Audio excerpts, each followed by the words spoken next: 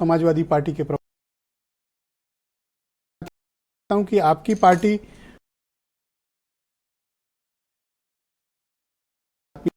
मिलाया, बुरी तरह से नाकाम हुए। 19 आपने बहुजन समाज पार्टी से हाथ मिलाया, प्रयोग किया, नाकाम, पराजय मिली। 15 सीटें ही आप लोग जीत पाए, जिसमें 10 हाथी को चली गई। 2022 आपने फिर प्रयोग किया, छोटे छोटे दलों को लाए, फिर नाकामी हाथ लगी। अब फिर कांग्रेस के साथ आए।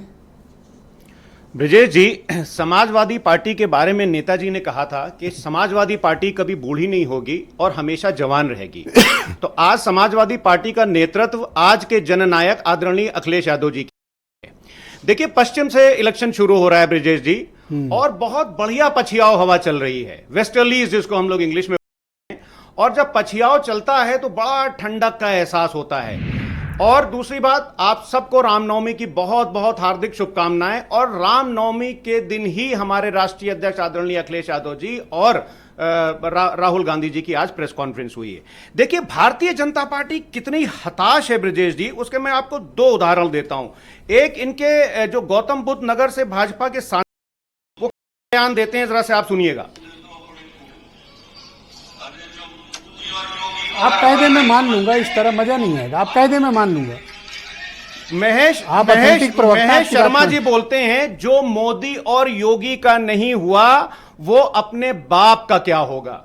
यानी कि कहना क्या चाहते हैं महेश शर्मा जी कि इस देश का 65% लोग जिन्होंने भारतीय जनता पार्टी को वोट नहीं दिया और जिन्होंने मोदी और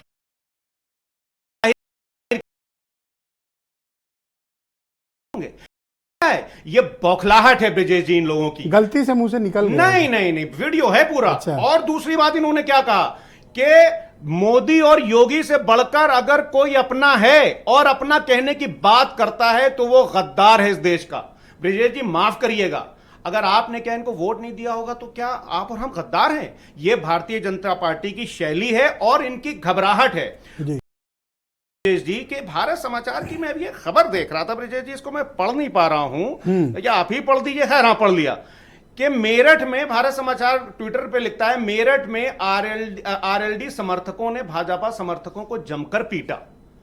मतलब अब ये हालत हो रही है कि बड़ा मजा आ रहा है आपको ये सुन के। अरे आपकी खबर है, देखिए भैया। अरे है, तभी तो पढ़ रहे हो। समाचार जैसे ऑथेंटिक चैनल की खबर है कि आके आरएलडी के समर्थक जो हैं वो भारतीय जनता पार्टी के लोगों को पीट रहे हैं। इसका मतलब ये हुआ कि आरएलडी और भारतीय जनता पार्टी के बीच में जो ये गठबंधन हुआ है, ये जो ठग बंधन हुआ है, जो जयंत जी चवन्नी उसको इनका कार्यकर्ता नहीं पसंद कर रहा है। दूसरी बात, अब एक बात ब्रिजेश जी, महज 2 सीटें हैं इस इलाके में, और बात तो आप ऐसी बढ़ चढ़ के कर रहे हैं। और वो भी मुरादाबाद में क्या कांड हुआ है आपको पता है, रामपुर में क्या कांड हुआ है आपको पता है? कोई कांड नहीं हुआ ब्रिजेश जी। आप बताइए, एसटी हसन कहीं प्रचार करते दिख रहे हैं आपको? ब्रिजेश जी, कांड तो मुजफ्फरनगर में हुआ है, जहां संजय जी के खिलाफ जब इन्होंने पिछले विधानसभा चुनाव में संजीव बालियान जी ने इनके विधायकों को हराने का काम किया था, तो आप अपने भारत समाचार के पत्रकार को वहां पर इंटरव्यू करने भेज दीजिएगा ब्रिजेश जी, और उनसे पूछिएगा तो वो सब लोग इनको हरा रहे हैं। मैं तो सीट बाय सीट आकलन नहीं, मैंने तो उनसे पूछा उनके यहाँ गुटबाजी, उन्होंने जवाब दिया। आप अपने यहाँ की गुटबाजी तो बताइए। आप मुझे बताइए कि S T Hasan and company Moradabad में आपको सपोर्ट क्यों नहीं कर रही?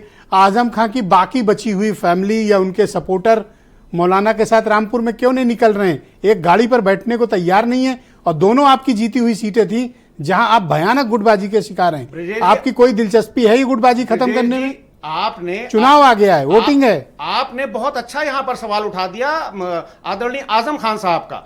अरे साहब, भारतीय जनता पार्टी ने आज 2024 में इलेक्शन जिस मोड पर लाकर के खड़ा किया है, अभी रशिया में इलेक्शन हुआ है, पुतिन साहब को 85% वोट मिले हैं और विपक्ष के नेता जेल में हैं। आज यही तो आजम पर मुर्गी चोरी, बकरी चोरी, दूसरे के घर में। अरे गुटबाजी कैसे रोकोगे आप? सवाल मैंने आपसे बदायूं का किया, आप पहुंच गए बलिया। अरे सर, मैं रामपुर ये गुटबाजी कैसे खत्म कर पाओगे? आपने रामपुर का सवाल किया था। रही बात एसटी हसन साहब की, एसटी हसन साहब के मैं भारत समाचार के कम से कम 6 इंटरव्यू दिखा दूंगा, जिसमें एसटी हसन साहब ने कहा कि समाजवादी पार्टी के राष्ट्रीय अध्यक्ष जननायक आदरणीय अखिलेश यादव जी में उनकी पूरी आस्था है, और रुचि वीरा में नहीं है। नहीं, बिल्कुल है। और उनका जो भी डिसीजन है वो उनको। थैंक यू, बहुत शुक्रिया आपका। मैं मनीष सिंधवी को आमंत्रित करता हूं उत्तर प्रदेश